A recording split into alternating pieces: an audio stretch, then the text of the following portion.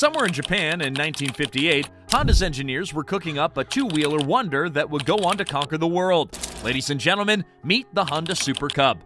A machine so unassuming it could blend into the wallpaper, but so legendary it's been crowned the most sold vehicle ever. Yes, that's right, not the Ford Model T, not the Volkswagen Beetle, not even the rickety bicycle in your garage. Nope, the Super Cub is the champ. So Shiro Honda, the brains behind the operation, wasn't just a guy who loved engines. He was a man on a specific mission. His goal was simple: to create a vehicle that anyone could afford, use, and rely on. He didn't want to build something fancy or intimidating. He just wanted something practical, a machine that could be as dependable as your mom's cooking, but a whole lot faster. By 1958, Honda had cooked up something truly special, the Super Cub. Now, calling it super, it might be a bit much, but trust me, it was not false advertising. Honda even had the audacity to call it the Cub. Not the Lion, not the Thunderstorm, just the Cub. It's humble, isn't it? But don't let that fool you. The little machine was ready to devour the road. Now, this little two-wheel marvel was a game changer. It had a tiny 50cc engine that sounded more like a happy bee than a roaring lion, but hey, that didn't matter. It was reliable, efficient, easy to use, and cheap enough that even someone saving pennies could afford one. And the design? Well, the design was genius. Honda didn't make a bike that required you to channel your inner Evel Knievel.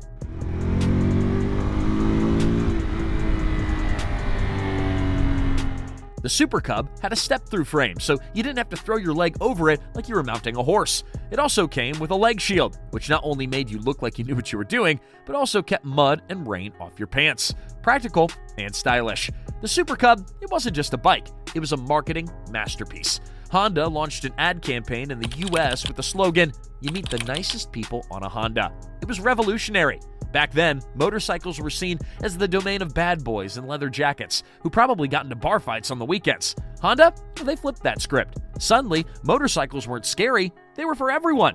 College kids started riding them to class, suburban moms used them to run to the store, even the friendly neighborhood postman got in on the action. The Super Cub became more than just a transport, it became a lifestyle as well. Now let's not forget the timing, either. The world was changing fast in the late 50s and early 60s. People wanted something modern, affordable, and fun. Cars were expensive, public transport wasn't really reliable, and bikes, well, they were fine, but they didn't exactly scream freedom, right? Well, the Super Cub filled that gap perfectly. And the best part? Well, you didn't need to be a mechanic to keep it running. The Super Cub was built to be as tough as a diamond. You could drop it, crash it, or even forget to service it for years, and it would still work. It was like the Chuck Norris of motorcycles. Unstoppable. Enjoying this juicy content? Well, don't forget to hit that like button and subscribe for more exclusive content. By the time the 60s rolled around, the Super Cub wasn't just a hit in Japan, it was a global sensation. Honda wasn't just selling motorcycles, they were creating a movement. They proved that transportation didn't have to be expensive, complicated, or exclusive. It could be simple, reliable, and, dare I say it, fun. The Super Cub became the ultimate equalizer. It didn't care who you were or where you came from. It was there for the farmers, factory workers, students, and even the occasional celebrity. It was a ride of the people, by the people, for the people.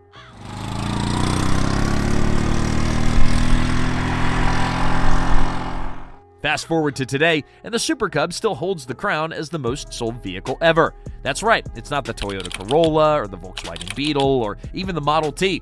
The Super Cub sits on the throne, grinning like a kid who just aced his math test. So what makes the Honda Super Cub so universally loved? Is it some kind of secret machine? Is there a hidden formula? Well, no, not quite. The magic of the Super Cub lies in its simplicity, practicality, and the fact that it feels like it was designed by someone who actually understands what people need. We'll start with the engine. The Super Cub's original 50cc engine wasn't going to win any drag races, but it didn't need to. The engine wasn't about speed, it was about reliability. It's like the tortoise in that old fable, slow and steady wins the race. Except in this case, it's more like, hey, slow and steady gets you to work on time without breaking down halfway. Now, as we all know for traditional bikes, there's always a learning curve, right? Learning how to clutch and shift a stall and whatnot. But with the Super Cub, Honda introduced an automatic centrifugal clutch, which basically means that you could focus on the fun part, riding, without worrying about the technical stuff. It's like having a bike that whispers, hey, relax, I've got this. And then there's the fuel efficiency. Oh, the fuel efficiency. While other vehicles guzzle gas like they're at an all-you-can-eat buffet, the Super Cub sips it politely. It's like a tea party. This little machine can go over 100 miles per gallon, which means that you'll spend more time riding and less time glaring at the price sign at the gas station. In a world where fuel prices can make you consider taking up walking as a hobby, the Super Cub is an absolute lifesaver. But the real genius of the Super Cub is its design. The step-through frame, revolutionary. No need to awkwardly swing your leg over the seat like you're trying to audition for the circus. Let's not forget the leg shield too. It's not just there for looks. It actually protects you from dirt, mud, and those surprise puddles that seem to appear out of nowhere. Your pants stay clean, your dignity intact, and you look effortlessly cool while riding. Speaking of looking cool, let's talk about the Super Cub's aesthetics. It's not flashy, it doesn't scream for attention, but somehow it's timeless. Its clean lines, compact size, and understated charm make it a classic. It's like a plain white t-shirt of motorcycles. It's simple, versatile, and never out of style. The Super Cub isn't just a bike though, it's a workhorse. You need to carry groceries? No problem. Got a delivery job? The Cub's got your back. Need to get to school, work, or your friend's house on the other side of town? Well, it's easy. It's the kind of vehicle that makes you wonder why anyone would bother with something more complicated.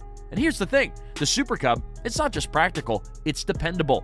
The bike is built to last. You can drop it, scratch it, ride it through the rain, mud, snow even, and it'll start up like nothing happened. It's like a dependable friend who always shows up when you need him. No questions asked. Now, people love the Super Cub because of the emotional appeal. It's a companion. It's there for your first ride, your daily commute, your weekend adventures. It becomes part of your life, part of your story. The Super Cub doesn't try to be anything it's not. It's not about luxury or status or showing off. It's about getting you where you need to go with a smile on your face and gas still in the tank. In a world obsessed with bigger, faster, and fancier, the Super Cub reminds us that sometimes less is more. For more than 65 years, the little bike has been cruising through history, dodging trends and proving that simplicity and reliability never go out of style. You know those celebrities who reinvent themselves every decade to stay relevant? The Super Cub doesn't need to do that. It's been cool since day one. Let's talk numbers for a second, though, because they're mind-blowing. Over 100 million Super Cubs have been sold worldwide. That's more than the population of a lot of countries. The Super Cub is indeed the undisputed king of transportation. The Super Cub's legacy is so special, and it isn't even about the sales numbers, but just about the way that it's woven itself into the lives of people everywhere. Think about it. Most vehicles, they come and go, right? They're hot for a few years and then fade into obscurity like a one-hit wonder. But the Super Cub, on the other hand, it just keeps rolling. One reason for its staying power is its ability to adapt. Honda didn't just create the Super Cub and call it a day. Over the years, they've upgraded it with modern features while keeping its core essence intact. Need better fuel efficiency? Done. Want eco-friendly engines? You got it. Fancy some LED lights? Hey, say no more. Honda has managed to keep the Super Cub fresh without turning it into something unrecognizable. It's like upgrading your phone's software without throwing out the device.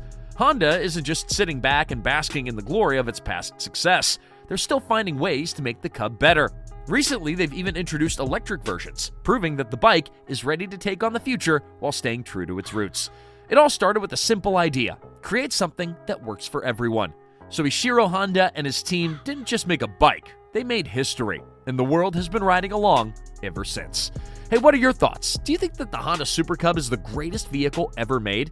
Well, please leave your comments. We always love hearing from you. And don't forget to like, subscribe, and hit that bell icon for more exciting videos.